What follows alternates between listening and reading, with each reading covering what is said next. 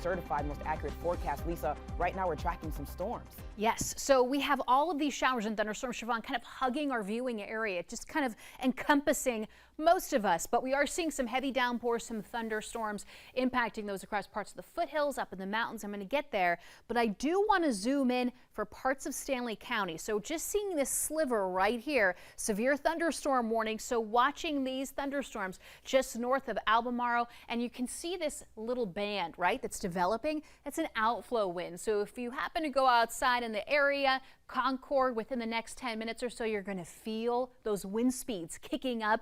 But we're watching for those heavy downpours, the possibility of gusts up to 60 miles an hour, watching for the possibility of some small hail and, of course, some lightning strikes. So this could wake up a lot of people. That's going to continue until midnight, by the way, for Stanley County. Again, just a little sliver north of Albemarle. Now, as we take a look, parts of Statesville here, we've got areas that are highlighted in green. I know it's kind of hard to see, but this is a flood advisory in effect until 3:45 a.m. So we're watching for some minor flooding in the area. We just got hit really hard, and we even had the possibility of some hail that developed just north of Statesville with an old severe thunderstorm warning that popped up. Now, here's a look at some of the storm reports that were also developing. This happened to deal with some wind damage. So we saw winds exceeding 50 miles an hour easily in the area, so watching for those storm damage reports to continue to come in. But overnight, this system out towards the west, so looking at all these showers and thunderstorms in parts of the foothills,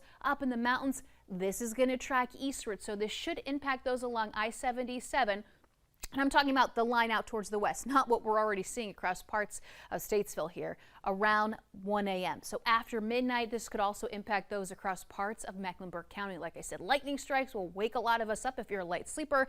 And then as we fast forward, timestamp here right around 4 o'clock in the morning, we talked about this earlier, heavy downpours, watching for some thunderstorms lingering around for that morning commute. Of course, we have that first alert in place that has been extended through the morning, but it does look like we begin to clear out, at least in the afternoon.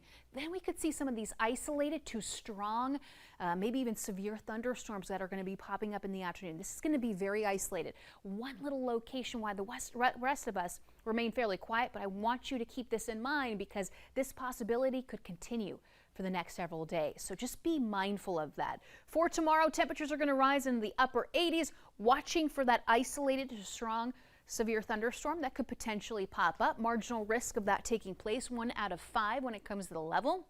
And we're also watching for a marginal risk of severe weather again into Wednesday. Isolated, but possible. Temperatures remaining on the hot side, upper 80s, lower 90s, muggy as well. And Siobhan, we're going to continue with that possibility here for Thursday. Another first alert. We've got these showers and thunderstorms, but we finally cool down, becoming a little more comfortable as we head into the weekend with those highs returning in the mid and upper 70s. Lisa, thank you. And she and our